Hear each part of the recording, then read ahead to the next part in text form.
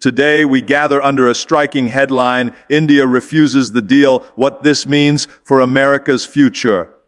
This is not just about one agreement falling through. It is about the shifting tides of global power, trust, and influence. For decades, the United States has relied on partnerships and trade deals as instruments of leadership. But India's refusal signals more than disagreement over terms. It reflects a deeper reality. The world is changing, and so must America's strategy. India's refusal to sign the deal carries far more weight than the simple act of walking away from the negotiating table. It is not merely a disagreement over technical details, tariffs, or clauses hidden in the fine print. Rather, it is a statement, a signal that India is charting its own path in the international order and refusing to be boxed into arrangements that do not serve its long-term interests. This refusal is symbolic because it represents a larger shift in the global balance of power, one where nations like India are no longer willing to accept terms that appear to benefit only one side. For decades, the United States has been seen as the dominant architect of global agreements, setting the rules of trade, security, and diplomacy. Smaller or less influential nations often felt compelled to accept American proposals, fearing isolation or economic disadvantage if they resisted. But India's refusal illustrates that this dynamic is changing. India is no longer a passive player in world affairs.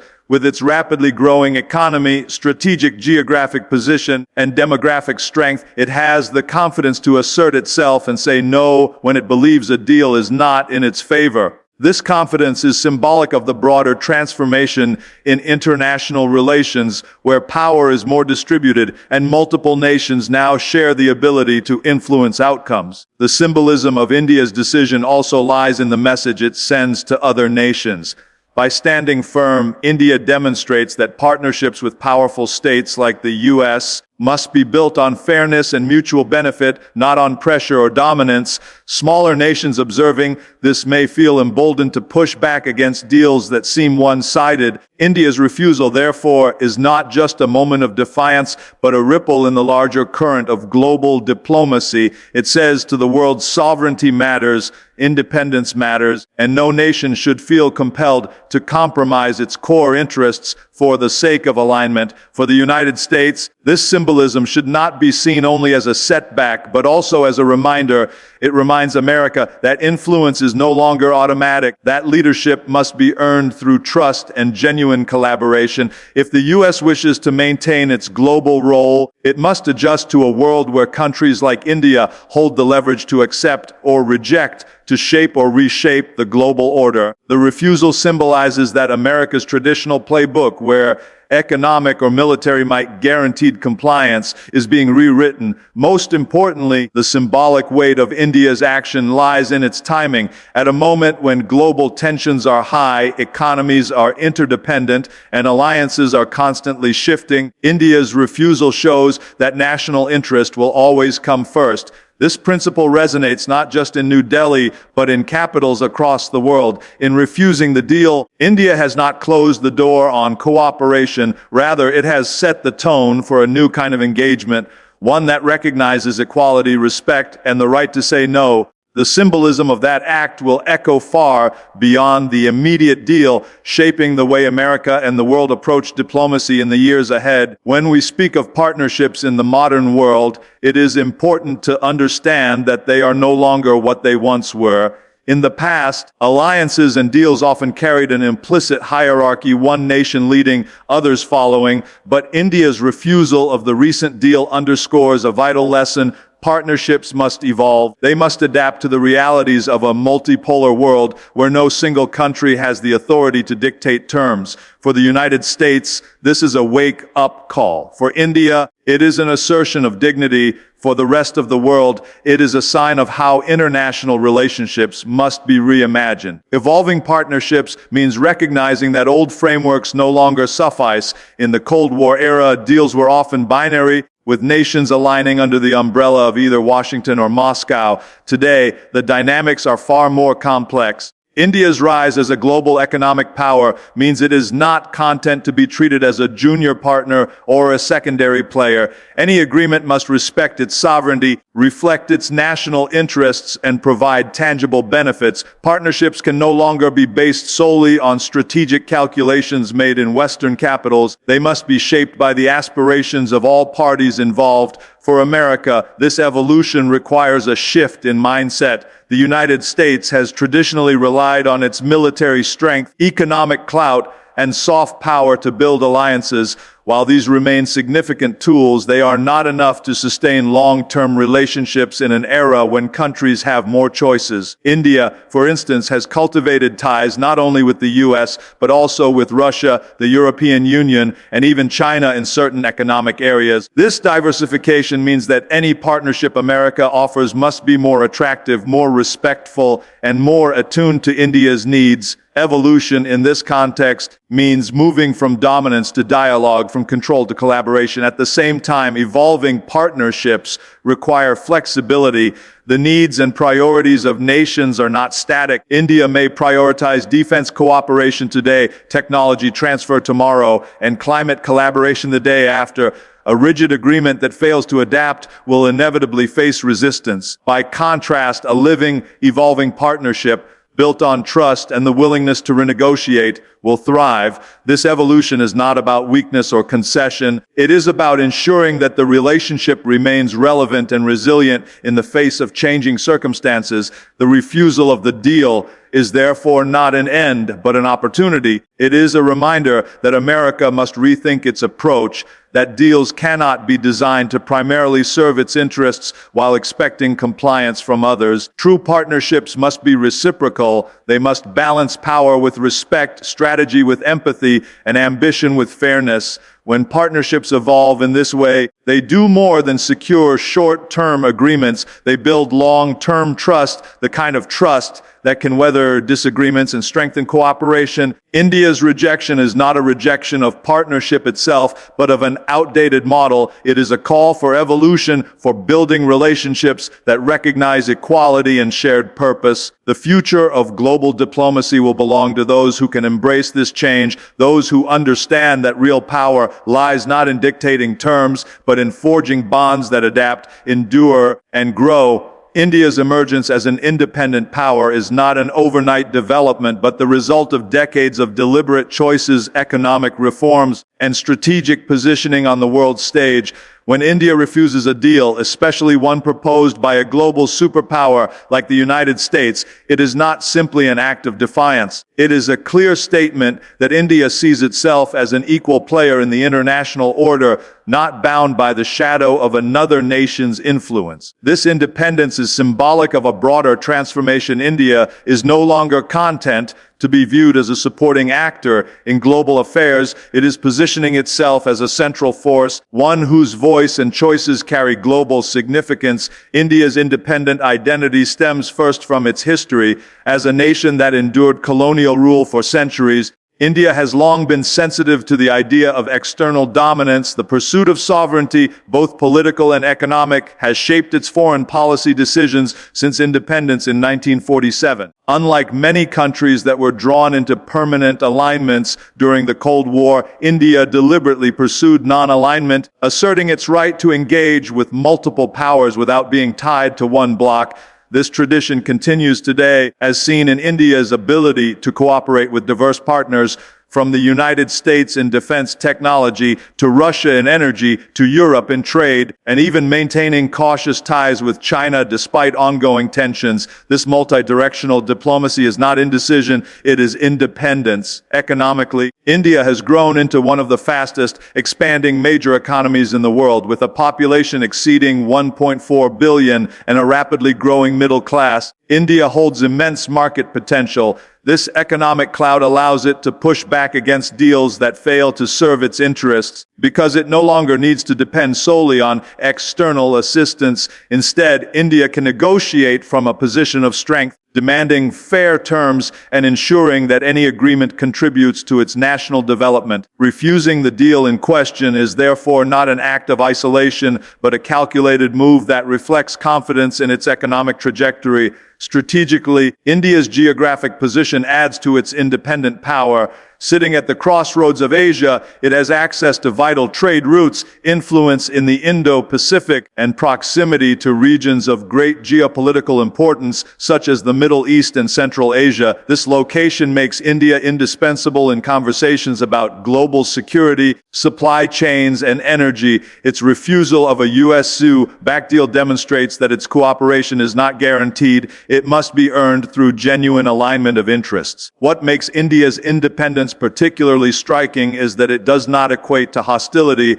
Unlike states that assert independence through opposition or aggression, India's model is one of pragmatic engagement. It seeks to maximize its benefits by engaging with many partners while never surrendering its autonomy. By saying no, India is not rejecting cooperation with the United States. It is rejecting the notion of dependency. It is reminding the world that partnerships must be balanced and that India will not compromise its sovereignty for short-term gains. This independence has implications for global politics. It signals to other nations that they too can assert themselves without being forced into alignment. It challenges old hierarchies and compels established powers like the U.S. to approach relationships with greater humility and flexibility. India's refusal is therefore not a roadblock, but a redefinition of global engagement, showing that an independent power can collaborate on equal footing rather than from a place of subordination. In the years ahead, India's independence will only deepen as its economy strengthens, its diplomatic reach expands, and its technological innovation grows. By asserting itself now, India is laying the foundation for a future in which it is not only a regional leader but a global one, respected, independent, and indispensable. The idea that allies can also compete may seem contradictory at first, but in today's interconnected world, it is both natural and unavoidable. Nations do not enter partnerships solely out of goodwill. They do so to advance their own interests. When those interests overlap, cooperation thrives. But when they diverge, even the closest allies can find themselves in competition. India's refusal of the deal proposed by the United States reflects this reality. It shows that while India values its relationship with America, it will not shy away from pursuing its own path, even if that means competing with Washington in certain arenas. Competition among allies is not necessarily destructive. In fact, it can be healthy. It encourages innovation, efficiency, and accountability. Take trade as an example.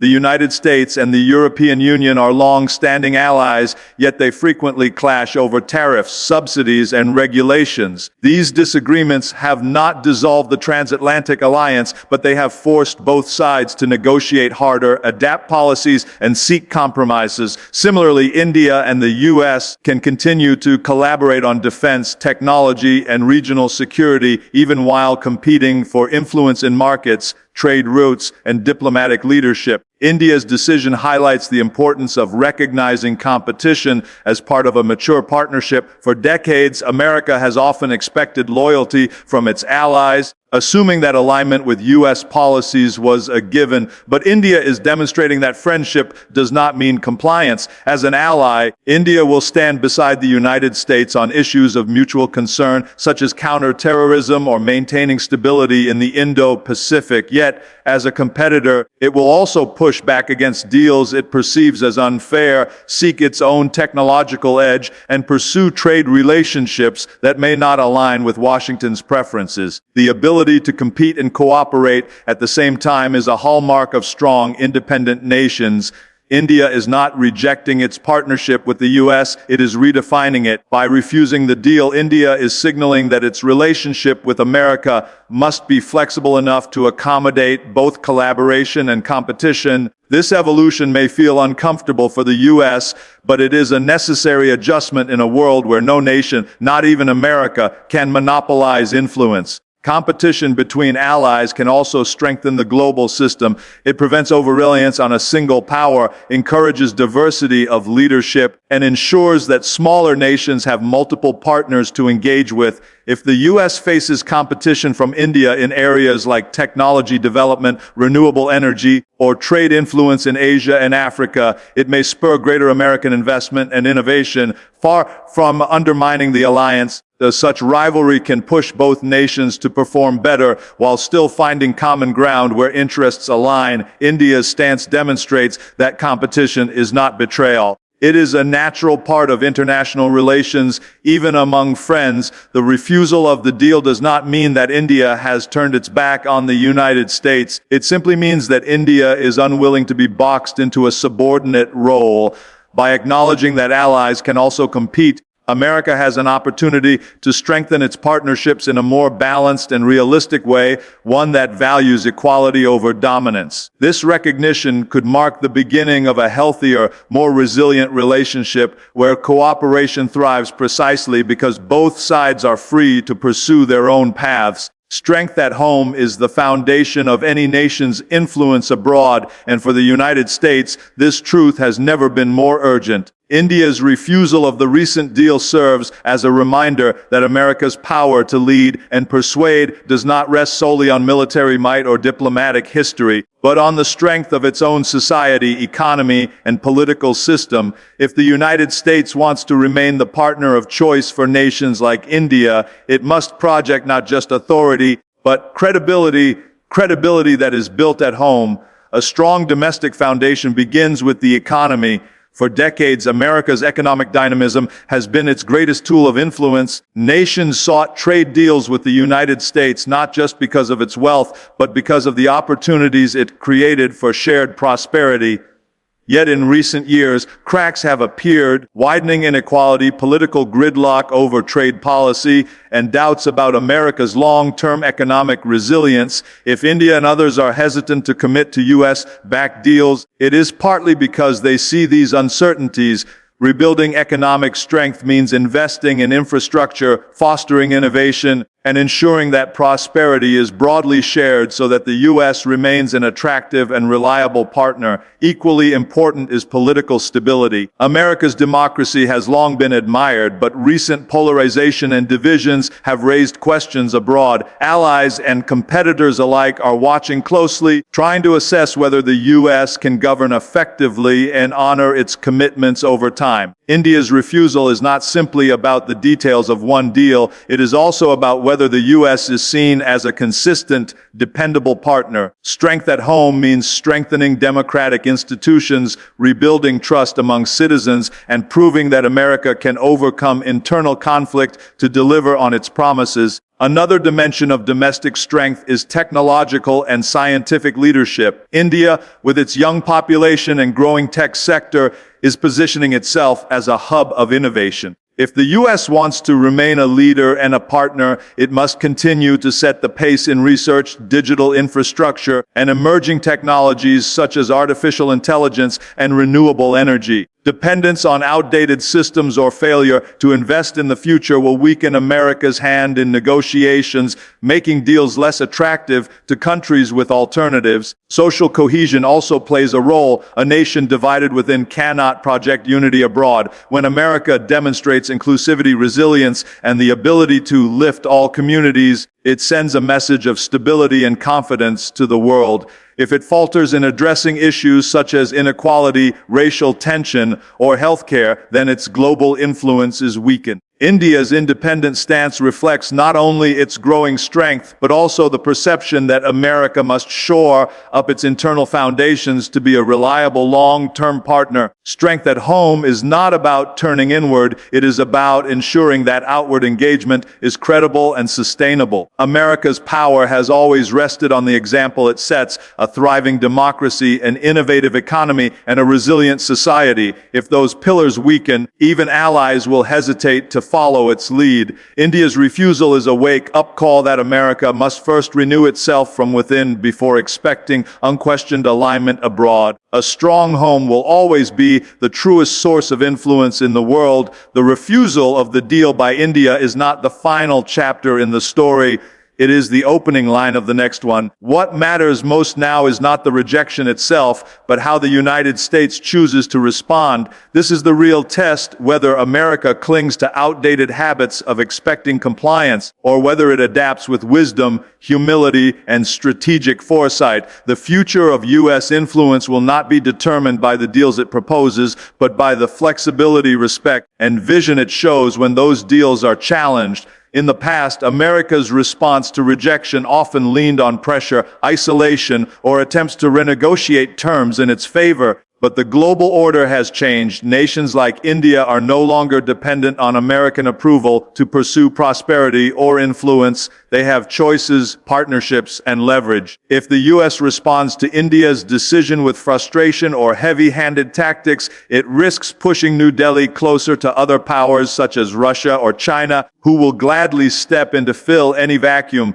The test, therefore, is whether Washington can embrace a new form of diplomacy, one that treats partners as equals rather than subordinates. A constructive response would involve listening, understanding India's rationale, and exploring new avenues for collaboration. America must show that it values the relationship beyond a single deal. India's refusal does not mean the partnership is broken. It means the framework must evolve. The U.S. could use this moment to initiate dialogues on shared interests such as climate change, digital innovation, security in the Indo-Pacific, or educational exchange. By broadening the scope of cooperation, America demonstrates resilience and adaptability, two qualities essential for leadership in the 21st century. The real test is also about self-reflection. Instead of viewing India's decision purely as a setback, America should ask itself why the deal was rejected. Were the terms imbalanced? Did the proposal overlook India's priorities? Did Washington underestimate India's growing assertiveness? Honest reflection can lead to stronger future agreements, built not on assumptions of compliance, but on genuine understanding of shared benefits. This requires humility and acknowledgement that leadership is not about dictating terms, but about forging common ground. America's response will be closely watched by the rest of the world. If Washington reacts with patience and diplomacy, it will send a signal that the U.S. is capable of adapting to a multipolar world. If it reacts with hostility or disregard, other nations may question whether America is prepared to treat them with respect when disagreements arise. India's refusal thus becomes a test not only of one bilateral relationship but of America's credibility as a global partner. The test is about perspective. A rejection today does not foreclose opportunities tomorrow. If America responds with wisdom, it can turn India's refusal into a catalyst for a stronger, more equal partnership in the future. But if it responds with rigidity, it risks alienating a crucial ally in a region where balance and cooperation are vital. The real measure of power is not avoiding setbacks. It is how a nation rises after them. India's refusal is the challenge. America's response will define the legacy.